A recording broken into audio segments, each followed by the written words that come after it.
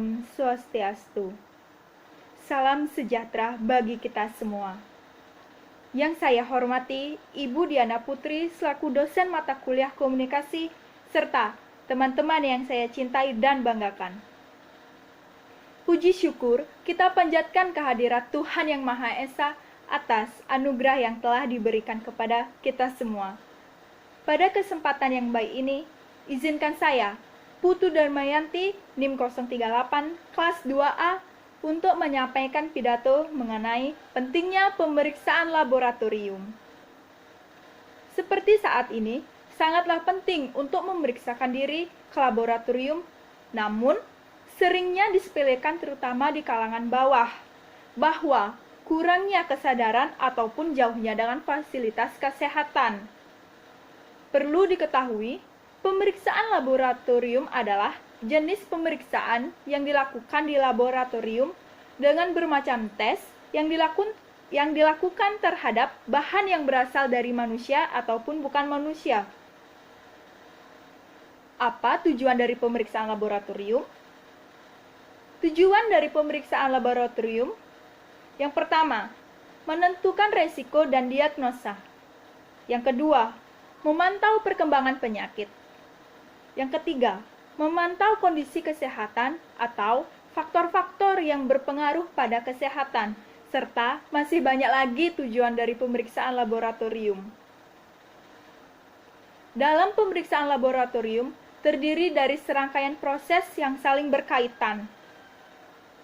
Proses pemeriksaan di laboratorium dibagi menjadi 3 tahap, yaitu 1.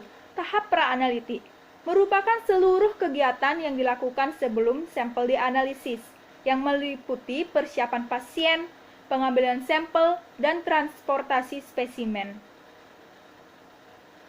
Tahap pra-analitik dilakukan untuk menilai kualitas sampel yang akan diperiksa. Yang kedua, tahap analitik, meliputi persiapan reagen atau media. Yang ketiga, tahap pasca-analitik, meliputi pencatatan dan pelaporan hasil. Ketiga tahapan ini memiliki peranan masing-masing. Jika salah satu dari pemeriksaan ini mengalami kesalahan, maka hasil dari akhir proses pasca-analitik akan kurang mendukung. Adapun persiapan yang diperlukan saat pemeriksaan laboratorium. Yang pertama, puasa 12-14 jam sebelum pemeriksaan dilakukan. Yang kedua, diperkenankan hanya minum air putih saja. Yang ketiga, tidak mengonsumsi obat-obatan. Yang keempat, menghindari aktivitas berat. Dan yang kelima, hindari stres sampai proses pengambilan sampel selesai. Ada beberapa jenis pemeriksaan laboratorium. Yang pertama, kimia klinik. Untuk mendeteksi kandungan zat biokimia dalam darah termasuk aktivitas enzim antara lain fungsi hati, fungsi ginjal, profil lemak, fungsi jantung, dan elektrolit. Yang kedua, hematologi. Pemeriksaan darah hematologi ini adalah pemeriksaan darah lengkap untuk mengetahui adanya kelainan serta mengetahui jumlah sel darah putih, merah, dan trombosit. Yang ketiga, imunologi. Untuk mendeteksi awal adanya infeksi virus, memperkirakan status imun dan juga menguji antibodi. Yang keempat, mikrobiologi. Merupakan pemeriksaan lab terhadap sampel darah, urin, feses, serta sekret, dan kerokan kulit. Yang kelima, patologi. Merupakan jenis pemeriksaan bedah organ, jaringan, dan sel. Yang keenam, sitologi.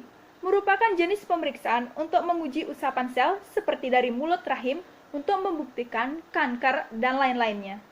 Yang ketujuh, serologi.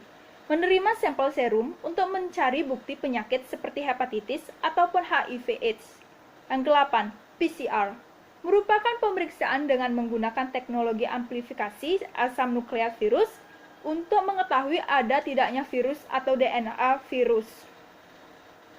Baik, hadirin yang saya hormati, pemeriksaan laboratorium merupakan hal yang sangat penting yang kita perlu lakukan. Namun, tidak hanya saat sakit, tetapi saat sehat pun kita perlu memeriksakan diri juga ke laboratorium. Seperti contoh, Pemeriksaan darah pada demam tifoid. Jika positif, akan mendukung diagnosis, tetapi bila negatif akan menunjang pemeriksaan klinis. Jumlah sel darah dapat menggambarkan kondisi kesehatan sehingga bisa membantu dokter dalam menentukan diagnosis dan pengobatan. Untuk itu, pemeriksaan laboratorium perlu dilakukan sedini mungkin atau sesegera setelah dokter mendiagnosa suatu penyakit. Karena lebih baik mencegah daripada mengobati. Begitulah slogan yang dapat kita petik. Baik buruknya hasil tergantung kita sendiri. Maka dari itu, ayo mulai memperhatikan dan laksanakan arahan dengan baik dan benar, yang akan mendapatkan hasil dari medical check-up benar, tepat, serta bermanfaat. Saya berharap kita dapat melakukan pemeriksaan laboratorium dengan mendapatkan manfaatnya dan menerapkan gaya hidup sehat juga. Demikianlah pidato yang dapat saya sampaikan.